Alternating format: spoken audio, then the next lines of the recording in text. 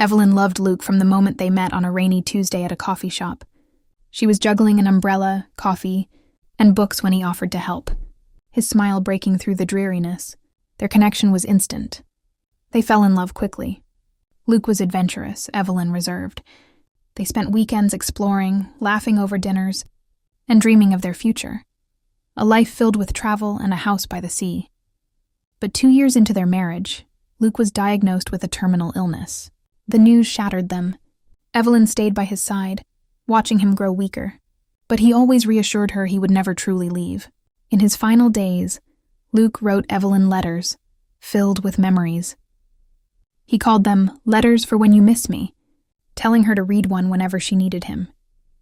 After Luke passed, Evelyn was lost in grief. Their home felt empty, and she was adrift in the pain. One night she opened the first letter. It was about their first anniversary. Luke had surprised her with a rooftop picnic. She could almost hear his laughter as she read. The letters became her lifeline. Each one brought Luke back to her, and she slowly began to smile again. Though the ache never left, she learned to live with it. Years later, Evelyn met James, a kind man with a quiet humor. They became friends, and she shared her story. One evening, as they watched the sunset, James took her hand.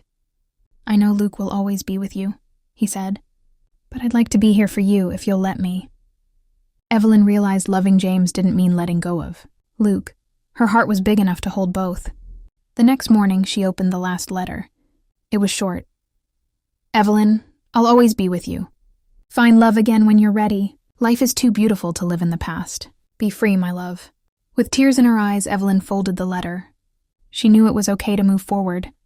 Luke had given her his blessing. As she stepped outside to meet James, the sun bathed her in soft light. She felt Luke's presence, a quiet promise that he would always be with her.